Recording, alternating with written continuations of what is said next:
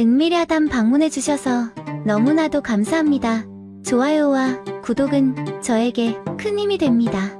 그럼 오늘의 이야기 시작하겠습니다. 옛날 조선시대 전라도 남원에서 벌어진 한편의 애절한 사연을 들려드리겠습니다. 달빛이 유난히 밝았던 어느 가을밤이었습니다. 박문수가 아내에게 맛있는 음식을 가져다 주려는 마음에 예정보다 일찍 집으로 발걸음을 재촉하고 있었지요. 멀리서 자신의 작은 초가집이 보이기 시작했습니다. 그런데 이상했습니다. 이 늦은 시간에 집에서 불빛이 새어나오고 있는 것이 아니겠습니까? 평소 아내 춘향은 해가 치면 일찍 잠자리에 들곤 했는데 말입니다. 더욱 수상한 것은 집 뒤편에 낯선 말 한 마리가 매여 있다는 것이었습니다. 박문수는 불길한 예감에 가슴이 두근거렸지요. 조심스럽게 집 마당으로 들어선 박문수. 방 안에서 들려오는 소리에 귀를 기울였습니다. 여인의 가느다란 신음소리와 남자의 거친 숨소리가 뒤섞여 나오고 있었지요. 박문수는 온몸이 얼어붙는 듯했습니다. 설마 하는 마음으로 떨리는 손으로 방문을 살짝 열었습니다.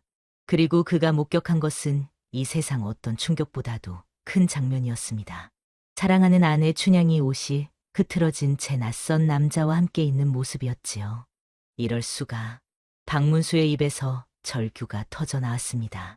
하지만 잠깐 이 모든 비극은 도대체 어떻게 시작된 것일까요?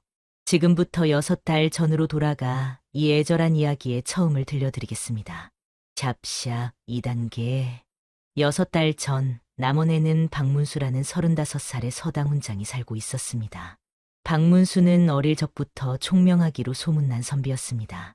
5살에 천자문을 떼고 10살에 사서삼경을 모두 꿰뚫을 정도로 뛰어난 재주를 가졌지요.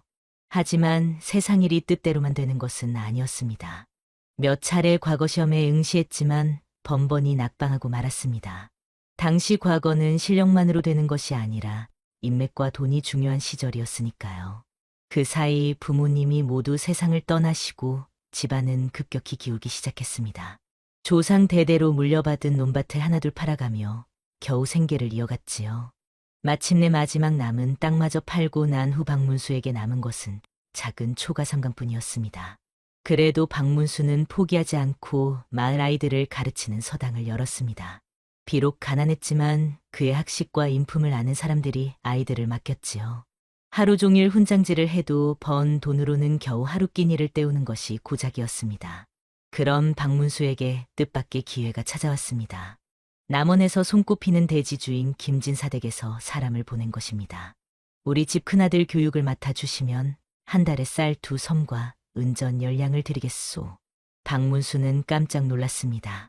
그 정도면 지금보다 몇 배나 넉넉한 생활을 할 수 있는 거액이었거든요. 샵샵 3단계. 하지만 김진사댁의 조건에는 까다로운 점이 하나 있었습니다.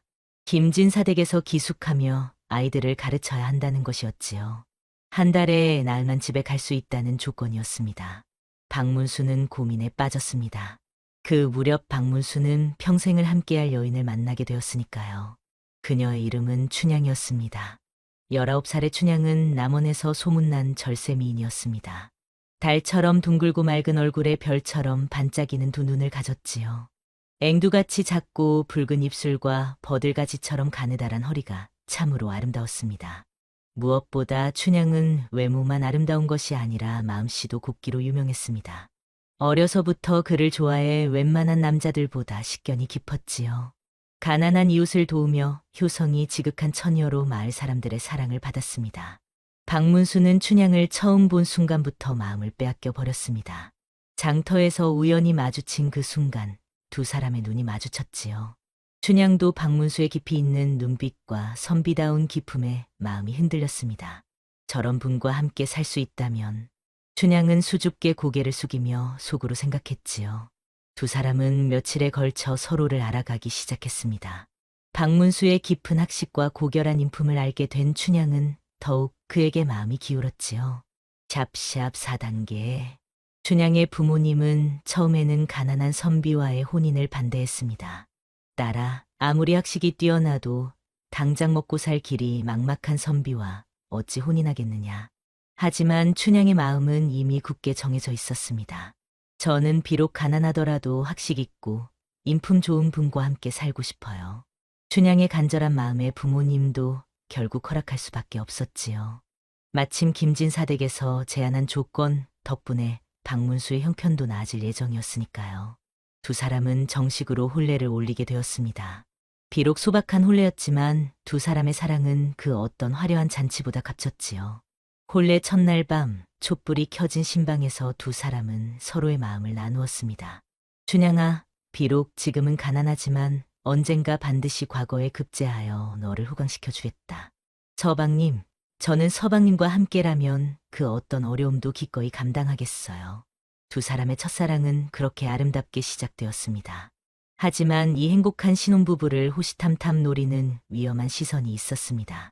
김진사의 둘째 아들 이몽룡이 바로 그 주인공이었지요.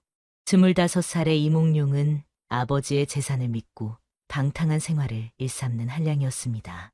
기생집을 제 집처럼 드나들며 술과 여색에 빠져 지내는 못된 인물이었지요. 어느 날 장터에 나갔다가 우연히 춘향을 보게 된 이몽룡은 한눈에 반해버렸습니다. 저런 절세미인이 이 세상에 있었다니. 그리고 춘향이 박문수의 아내라는 사실과 박문수가 한 달에 나흘만 집에 온다는 것을 알게 되었지요. 이몽룡의 눈빛이 위험하게 빛나기 시작했습니다. 샵샵 5단계. 이몽룡은 춘향을 차지하기 위해 치밀하고 소름 끼치는 계획을 세우기 시작했습니다. 먼저 박문수 집안의 모든 것을 샅샅이 조사했지요.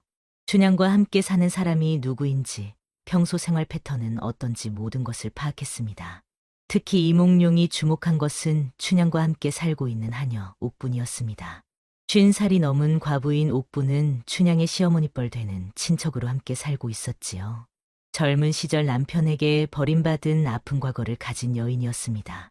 그 때문에 옥분은 젊은 남녀의 사랑을 굽지 않은 시선으로 바라보는 경향이 있었지요. 더구나 박문수와 춘향이 한 달에 날씩 만날 때마다 보여주는 뜨거운 애정인각을 보며 묘한 질투심을 느끼고 있었습니다. 이몽룡은 바로 이 점을 노렸습니다. 저 늙은 계집의 마음을 내 편으로 만들면 일이 쉬워질 것이다. 이몽룡은 며칠에 걸쳐 옥분의 행동을 관찰했습니다. 장터에 나가는 시간, 우물가에서 빨래하는 모습, 모든 것을 세심하게 지켜보았지요. 그리고 어느 날 장터에서 우연을 가장해 옥분에게 접근했습니다. 어르신, 혹시 무거운 짐을 옮기고 계시는군요. 제가 도와드리겠습니다. 처음에는 경계하던 옥분도 이몽룡의 정중한 태도에 조금씩 마음을 열기 시작했습니다. 이몽룡은 며칠에 걸쳐 옥분과 가까워졌지요.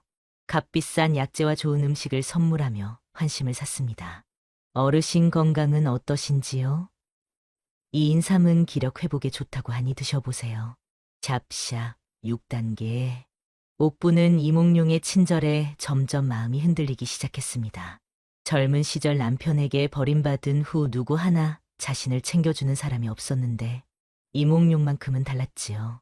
며칠 후 이몽룡은 드디어 본심을 드러내기 시작했습니다. 어르신, 사실 제게는 말씀드리고 싶은 이야기가 하나 있습니다. 무슨 말씀이신지요? 춘향 새댁을 뵙고 싶은 마음이 간절합니다. 옥분은 깜짝 놀라며 자리에서 일어나려 했습니다.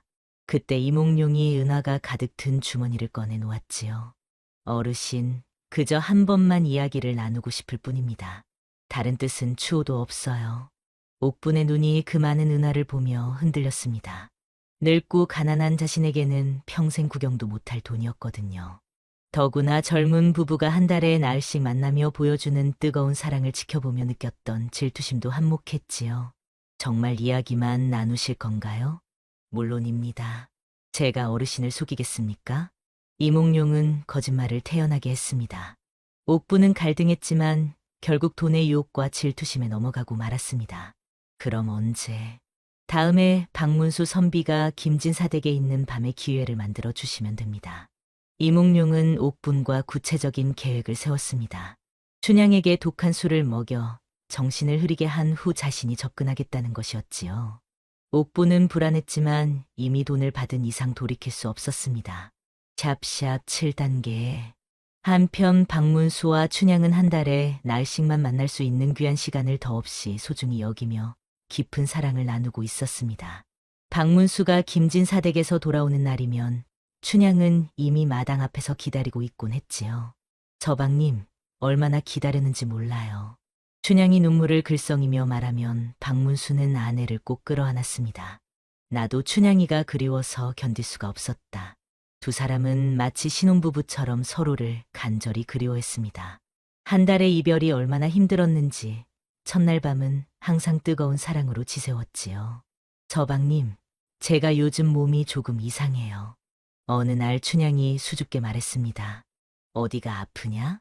아픈 건 아닌데 자꾸 속이 메스껍고 음식 냄새만 맡아도 토할 것 같아요. 박문수는 춘향의 얼굴을 자세히 살펴보았습니다.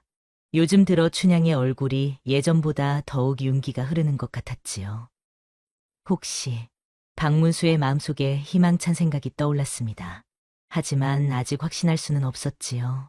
며칠 더 지켜본 후 확실해지면 그때 기쁜 소식을 나누기로 했습니다. 두 사람은 그런 소중한 비밀을 간직한 채 더욱 깊은 사랑을 나누었습니다. 박문수는 아내가 혹시 아이를 가졌을지도 모른다는 생각에 더욱 다정하게 돌보았지요. 하지만 이들이 행복한 시간을 보내는 동안 이몽룡의 사악한 계획은 착착 진행되고 있었습니다. 샵샵 8단계.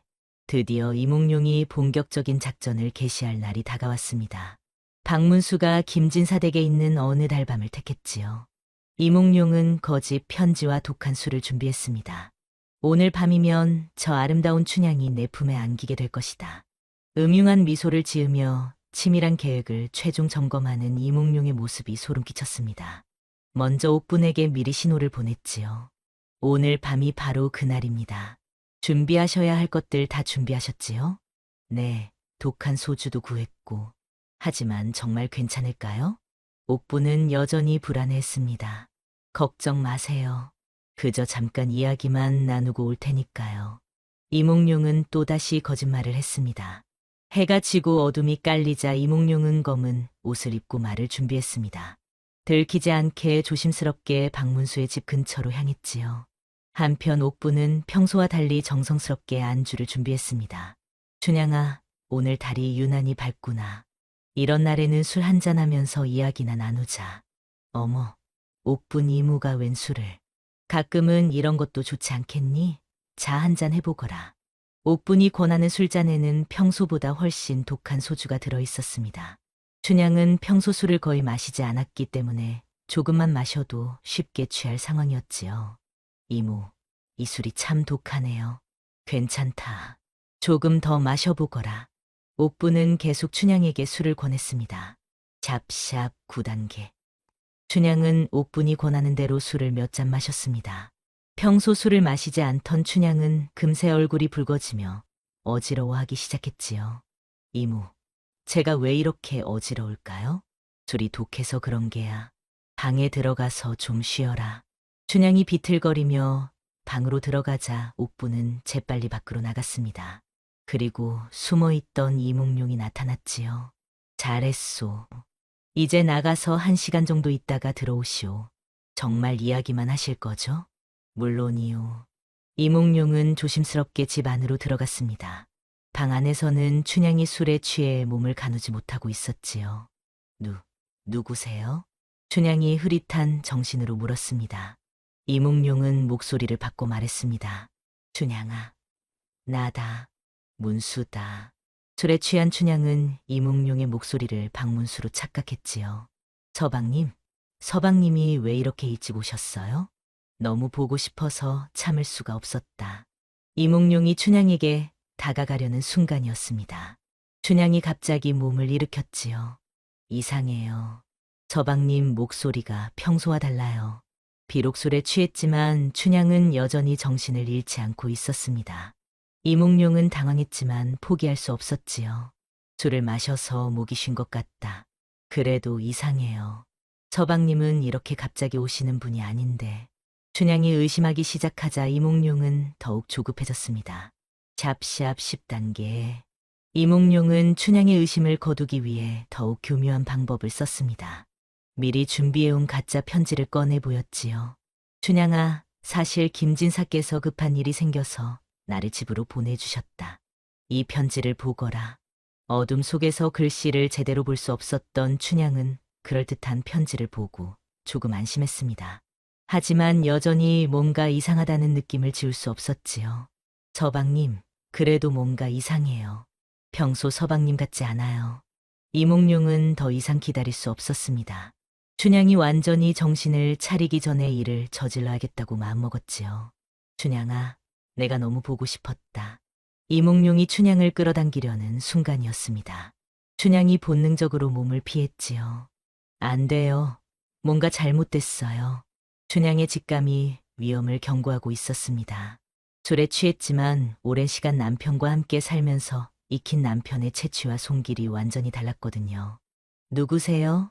당신은 우리 서방님이 아니에요. 춘향이 소리를 지르자 이몽룡은 더욱 다급해졌습니다. 조용히 해. 소리 지르면 안 돼. 그때 멀리서 말발굽 소리가 들려왔습니다. 이몽룡과 춘향 모두 그 소리에 귀를 기울였지요. 점점 가까워지는 말발굽 소리에 이몽룡의 얼굴이 창백해졌습니다. 혹시 박문수가 정말로 돌아오는 것은 아닐까 하는 두려움이 엄습했거든요. 하지만 이미 여기까지 온 이상 물러설 수 없었습니다. 샵샵 11단계. 바로 그때 정말로 박문수가 집으로 돌아오고 있었습니다. 김진사의 생일 잔치에서 맛있는 음식들을 고자 문득 집에 있을 아내 생각이 간절해진 것이었지요. 김진사님, 송구하지만 집에 좀 다녀와도 되겠습니까? 신혼이라 아내가 그리운 모양이군. 좋소, 이틀만 다녀오시오. 박문수는 고맙다는 인사를 드리고 서둘러 집으로 향했습니다. 보자기에 고기와 떡, 과일 등을 정성스럽게 싸서 가지고 갔지요. 춘향이가 이런 좋은 음식을 보면 얼마나 기뻐할까. 박문수는 아내의 기뻐할 얼굴을 상상하며 말에게 채찍을 가했습니다. 달빛이 밝아 길을 헤맬 염려는 없었지만 빨리 아내를 만나고 싶은 마음에 마음이 급했지요. 춘향아, 내가 맛있는 것을 가지고 왔다. 박문수는 벌써부터 아내에게 할 말을 생각하며 입가에 미소를 지었습니다. 드디어 익숙한 고향길이 나타나기 시작했습니다.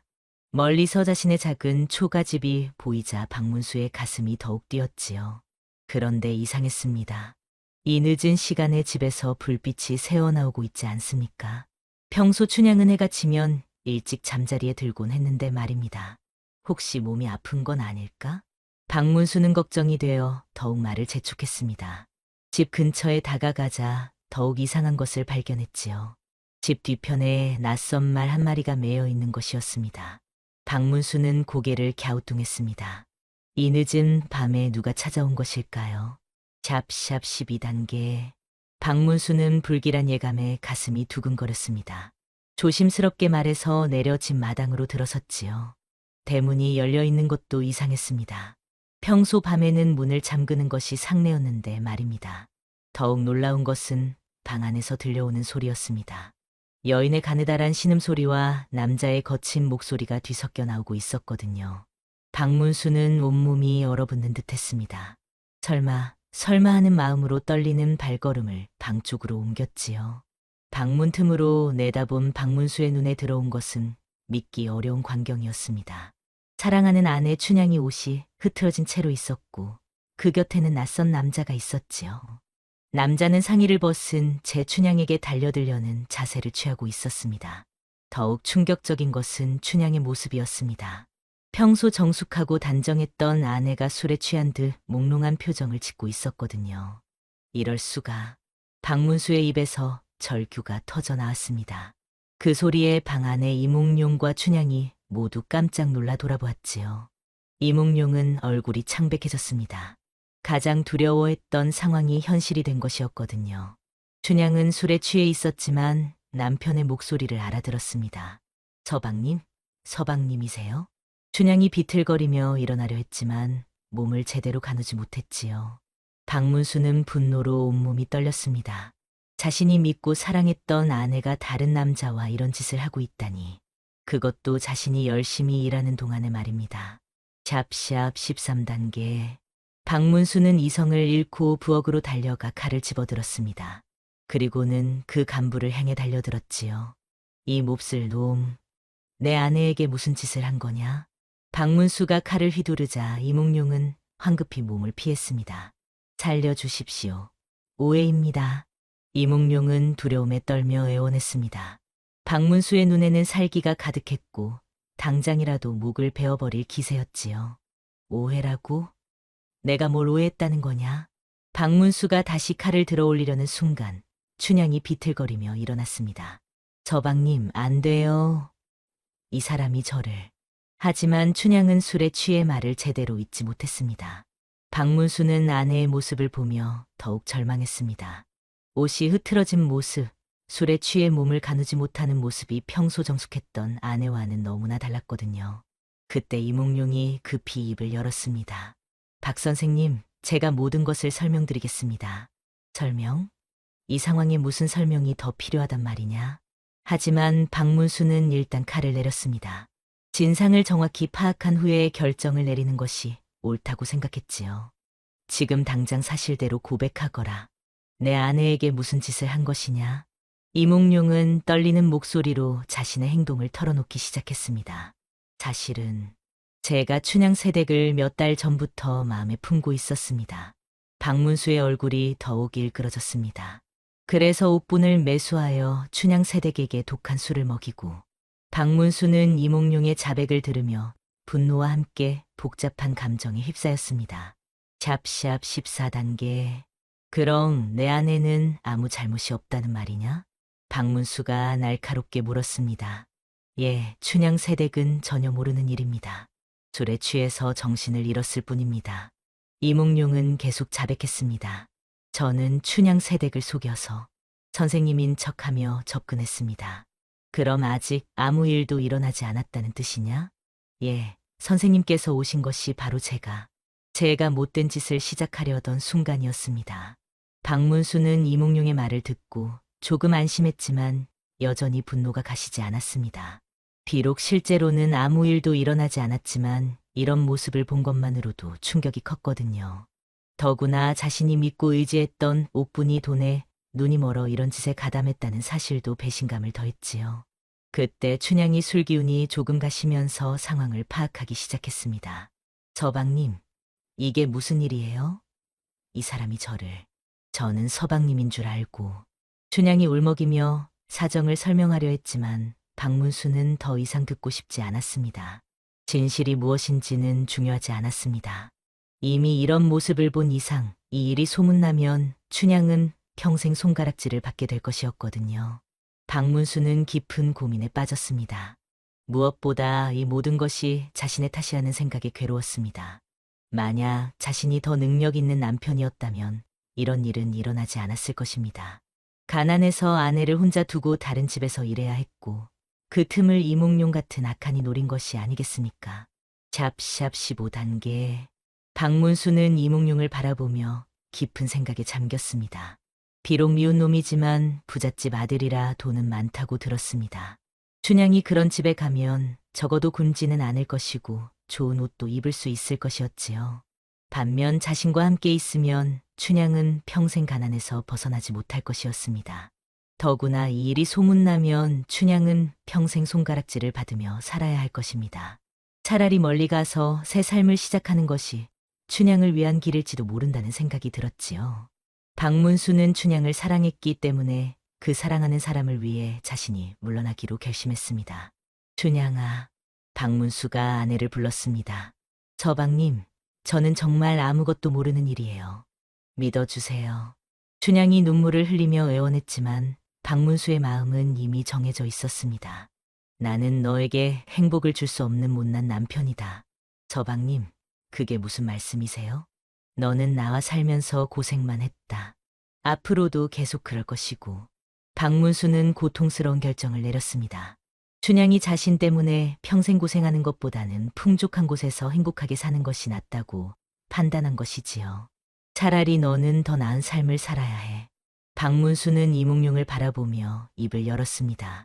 내 놈의 목숨을 살려주겠다. 단 한 가지 조건이 있다.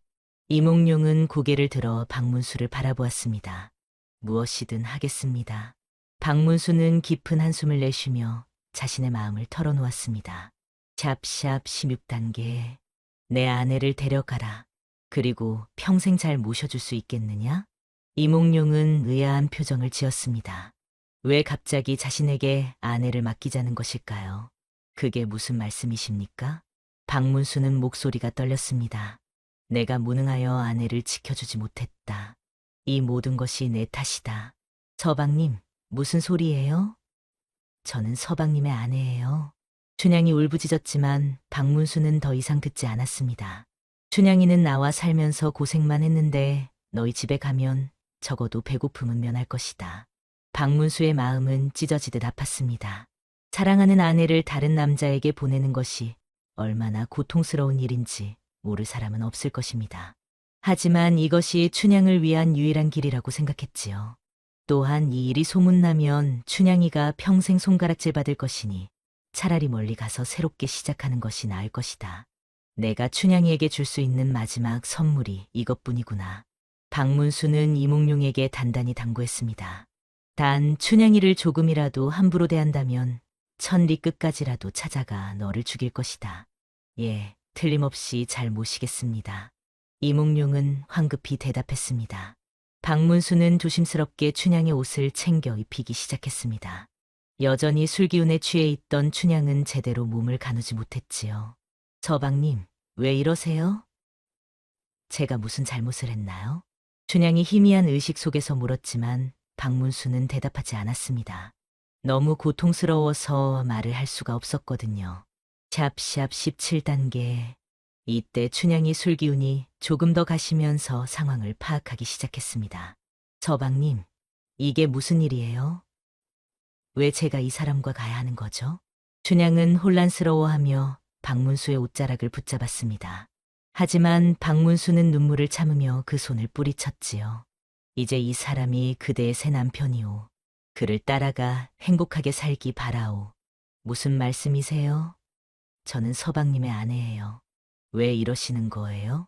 춘향은 울부짖었지만 박문수는 더 이상 듣지 않았습니다. 진실을 말하면 춘향만 더 고통스러울 뿐이라고 생각했지요. 부디 행복하게 살 거라. 나를 잊고 새로운 삶을 시작하거라. 박문수는 그렇게 말하며 이몽룡에게 춘향을 맡겼습니다. 지금 당장 멀리 떠나거라. 그리고 내 아내를 평생 소중히 여기거라. 알겠습니다. 이몽룡은 춘향의 손을 잡고 밖으로 나가려 했습니다. 춘향은 영문을 알 수 없는 상황에 눈물을 흘리며 저항했지요. 서방님, 저를 버리지 마세요. 저는 서방님 없이는 살 수 없어요. 춘향의 절규가 밤 공기를 가르며 울려 퍼졌습니다. 서방님, 서방님.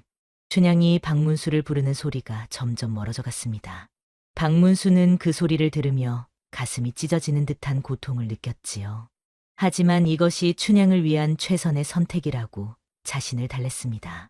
그날 밤 박문수는 혼자 초가집에 남아 오열했습니다. 사랑하는 아내를 자신의 손으로 다른 남자에게 넘겨준 것이니 그 마음이 어떠했겠습니까? 샵샵 18단계. 춘향아, 미안하다. 내가 너를 지켜주지 못해서, 내가 무능해서. 박문수는 바닥에 주저앉아 머리를 쥐어뜯었습니다.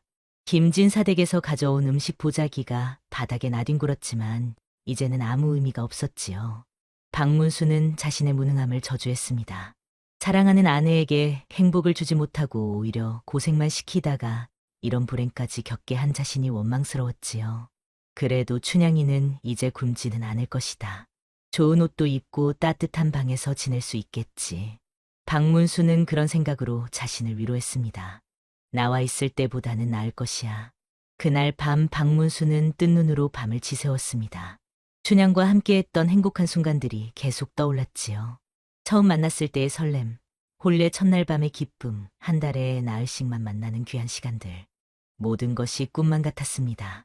다음 날 아침 박문수는 텅 빈 집을 둘러보았습니다.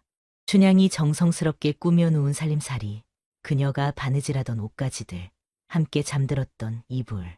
모든 것이 그녀를 떠올리게 했지요. 이제 다시는 혼이 나지 않으리라. 박문수는 그렇게 다짐했습니다. 춘향에게 너무나 미안해서 다른 여자를 맞이할 수 없었거든요. 박문수는 무거운 발걸음으로 김진사 댁으로 돌아갔습니다. 김진사는 박문수의 초췌한 모습을 보고 깜짝 놀랐지요. 집사, 무슨 일인가?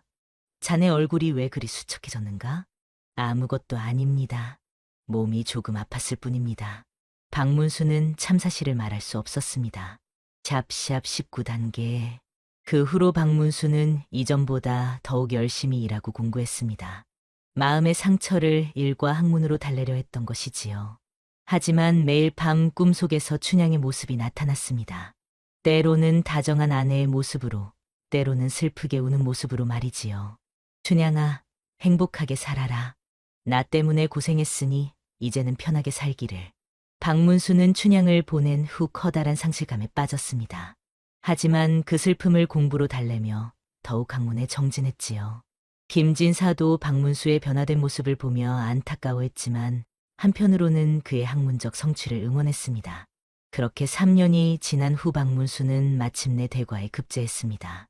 40살의 늦은 나이였지만 그동안의 노력이 결실을 맺은 것이었지요. 내가 보증했던 대로군.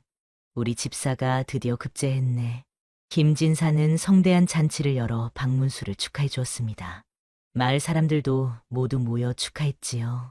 하지만 박문수의 마음에는 기쁨보다 허전함이 더 컸습니다. 이 기쁜 소식을 춘향과 나누지 못한다는 것이 가장 아쉬웠거든요. 춘향아, 너도 행복하게 살고 있기를. 급제 후 박문수는 여러 관직을 거쳐 남원 현감에 부임하게 되었습니다. 남원은 자신이 태어나고 자란 곳이자 춘향과 함께 살았던 추억의 땅이었지요. 박문수는 현감으로서 백성들을 위해 정성껏 일했습니다. 청렴하고 공정한 판결로 백성들의 신망을 얻었고 학식이 높아 고을의 자제들을 가르치기도 했지요. 하지만 박문수는 그 후로도 재혼하지 않았습니다. 주변에서 아무리 좋은 혼담을 가져와도 모두 거절했지요. 샵샵 20단계. 그렇게 10년의 세월이 흘렀습니다. 박문수는 50살의 나이가 되어 있었지요. 어느 가을날 남원 관아에 뜻밖의 방문객이 찾아왔습니다. 품격 있는 차림의 부인이 10살쯤 된 남자아이의 손을 잡고 현감을 만나게 해달라고 간청한 것입니다. 현감님, 비부인 한 분과 아이가 꼭 뵙고 싶다고 합니다. 포졸의 보고를 들은 박문수는 허락했습니다. 현감 앞에 선 부인은 깊은 절을 올린 후 조심스럽게 입을 열었습니다. 지금으로부터 10년 전 무술년 6월 보름날 밤, 달빛이 밝았지요. 박문수는 순간 심장이 멎는 듯했습니다. 그날 밤의 기억이 생생하게 떠올랐거든요. 부인의 얼굴을 자세히 보니 10년이 흘렀지만 틀림없이 춘향이었습니다. 춘향이냐? 박문수는 말을 제대로 잊지 못했습니다. 10년 동안 꿈에서도 그리워했던 춘향이 눈앞에 서 있다니. 저방님, 그날 밤 이후 제게 일어난 일들을 말씀드리겠습니다. 춘향은 남편의 놀란 표정을 보며 조심스럽게 말을 이어갔습니다. 저방님께서 알아야 할 진실이 있습니다. 춘향은 그날 이후의 이야기를 시작했습니다. 이몽룡의 집에 도착했을 때 그의 어머니가 아들의 행동을 알고 분노했다는 것, 이몽룡을 내쫓고 춘향과 아이를 친딸처럼 돌봐주었다는 것을 차근차근 설명했지요. 저방님, 사실 저에게는 중요한 비밀이 하나 있었습니다. 춘향의 눈에 눈물이 맺혔습니다. 제가 이몽룡의 집으로 간 후 얼마 지나지 않아 입덧이 시작되었습니다.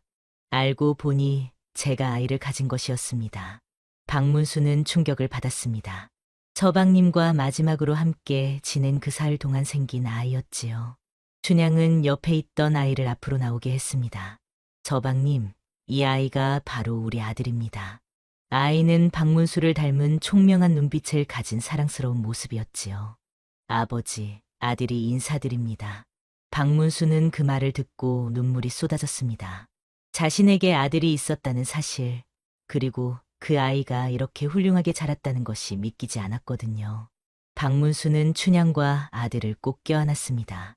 10년 만에 이루어진 가족의 재결합이었지요. 그날부터 박문수 가족은 남원관사에서 함께 살기 시작했습니다. 이처럼 세상에는 겉으로 보이는 것만으로 판단해서는 안 되는 일들이 많습니다.